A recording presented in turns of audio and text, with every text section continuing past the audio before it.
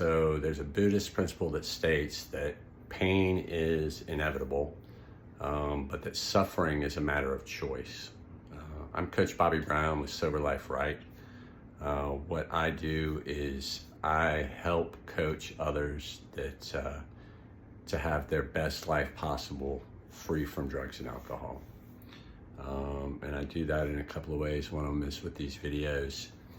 I am a man in long-term recovery. What that means for me is that today I get to live an absolutely amazing life, completely free from drugs and alcohol, and it's been that way since July 22nd, 2021.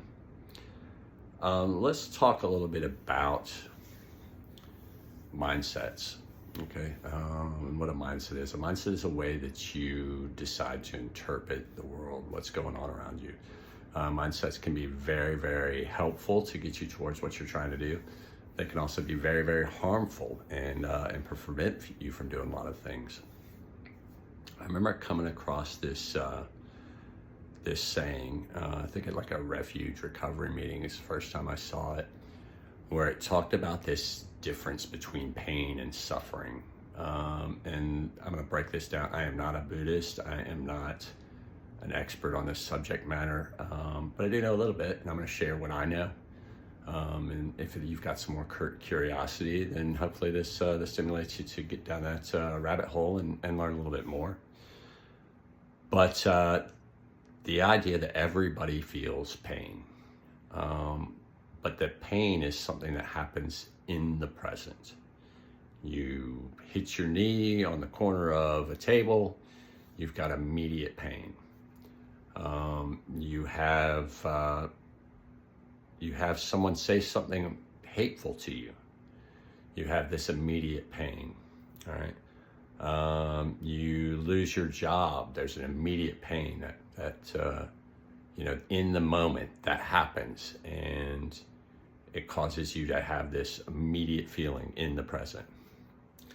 But then you take a look at suffering and like what causes suffering. And the basic idea is that suffering happens in our mind, okay? And it happens not related to what's going on in the present. It's either reliving things in our mind that have happened already, going through and thinking about that breakup from 6 weeks ago and how you felt about it, or looking at in addiction, like how your life was, like all the different things, how you were, for me, how I was homeless. Like I can get caught in a lot of suffering thinking about how I was homeless, or I can thinking about the things that I missed for my kids, or the friendships that I damaged. I can suffer over finances, looking at, okay, well, man, if I'd have just been doing this, I was at this level, I can compare where I was money at one time in my life to another. And if I'd have just stayed there, like I can create this suffering that makes me feel bad in the present. Then you can also start thinking about the future and focus on things that you have no control over. And that can create suffering, how somebody's going to interact with you. Are you going to make it to work on time? Can cause suffering.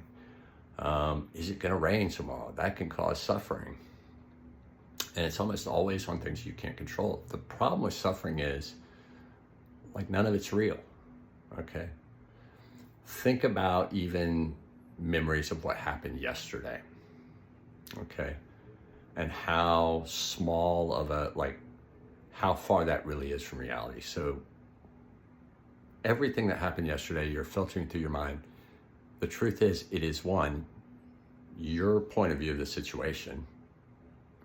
If you interacted with any other people at all, they viewed the situation from a different spot, different standpoint. It is dependent on your mood. I don't know if you've ever thought about this, but if you take and you look at a situation while you're sad versus when you're happy, like you're going to have very different views of that. And then like even I can have the same event that happened yesterday, I can replay it in my head 50 different ways from 50 different points of view, and I'm going to have a complete different idea of what the reality of that situation was. And the truth is, it's all false. It's all in my head. It's all made up. Being able to recognize that, okay, that's exactly what it is, and then detach and say, okay, well, what are the facts about what happened? And this kept me sick for a long time when it came to addiction and trying to get into recovery. Being able to see that I even had trouble with drugs, like being able to, and it took this last time, and I've been in recovery for a decade, all right? And I told you my last time I used was in 2021, so coming up on 4 years since last time I used, so I obviously wasn't free from substances that whole time. But one of the things that clicked for me this time around was that I was able to get real honest and look at the evidences that I was doing drugs. I was homeless. I was without a job. I didn't have any friends. I didn't have a relationship with my family. I was broke, had no material possessions. I was physically sick. I was 40 pounds underweight. Like, these are all facts, regardless of how I feel about it or what the situation, like, these are the facts of the situation. And realizing that, okay, well, if that's where I'm at, then I should probably do something in the present about it. That's our recoveries included a lot of things. Things like, okay, well, maybe I should check out AA. Maybe I should go to a meeting. Maybe I should consider this idea that maybe there's some spiritual God or something out there that's bigger than me that can help. Maybe I should eat right. Maybe I should get my sleep schedule under control. Maybe I should drink enough water. Like, all these things that I could do in the present, because I was finally able to separate the emotion and the thoughts and the feelings from my past. I start talking about this stuff and I kind of get chills, okay? And I talked a little bit about my faith in another video, but like part of what led me to believe in some sort of God was just the idea that some things, and I'm a pretty smart guy. Like, I'm a pretty good problem solver. I've been gifted with a capacity to like understand pretty complex stuff, but I start thinking about like how detailed and how much things going on, and like that's the kind of stuff that makes me believe in God. Like, there's something that, like, it's so far off from my understanding, my ability to even begin to try and explain to somebody that, like, okay, there's got to be a God. There's got to be something, some sort of, whatever you believe in, universal power. There's some greater intelligence. Again, like, I choose to believe in God, and that's what I see and name as what's controlling all this. But back to the original mindset. Okay, so we've got this. If we've got this option, and once we realize that, okay, I can continue to suffer. I can continue to replay things in my mind. I can continue to imagine scenarios in the future that are completely fiction. Okay, think about how many times you've worried about something that never happened. Probably 99.9% of the time, things did not happen how you thought it was going to, yet you suffered anxiety and worry and the what ifs about it. But imagine if you just said that, okay, I'm going to stay present, stay in the moment, and I'm just going to continue to take actions. It's a process, if you've never done this in your entire life, you've just been reacting off the feelings, and a lot of times these false feelings from this false suffering about things that you're afraid are going to happen or aren't going to happen, or your imaginations of all the things that how bad it was for you, that kind of victim mentality that you're just out there and life is against you.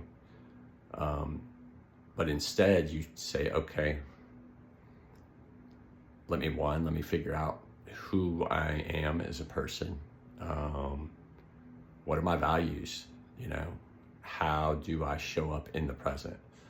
Am I going to be an honest person? So in the present, if I've got an opportunity to tell the truth or not, am I going to tell the truth no matter what the outcomes are?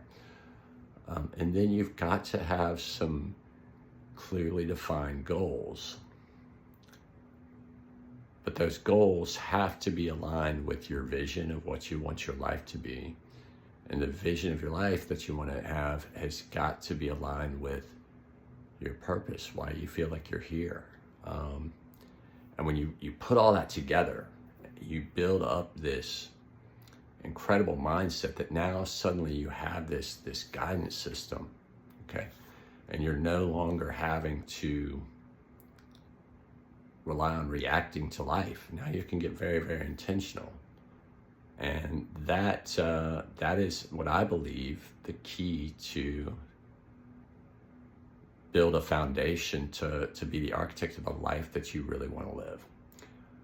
It's taken me years and years and years, and thousands of books and YouTube videos and classes and ChatGPT and talking to people to like get this. But I've spent the last decade working on recovery and self-development and self-analyzing, and to kind of figure out where this is at, more so than anybody I know in my in my circle, more so than. That's where I've dedicated my time. Where I can help people today is like, what I understand is like their success leaves clues. There's certain ways to do all this. And as a coach, my hope is that I can kind of bridge that gap so that people don't have to take a decade to do it. Who else? If it's not your purpose to do this, then how are you ever going to have the time? So I hope this video was helpful to somebody. If resonated with you, please hit the like, comment button, subscribe, all those things I'm supposed to tell you on YouTube. And if you would like to talk one-on-one, because you know that you're ready to do something about your life and you know you need some help, then I'd love for you to reach out. So just reach out to me in the comments. Thanks.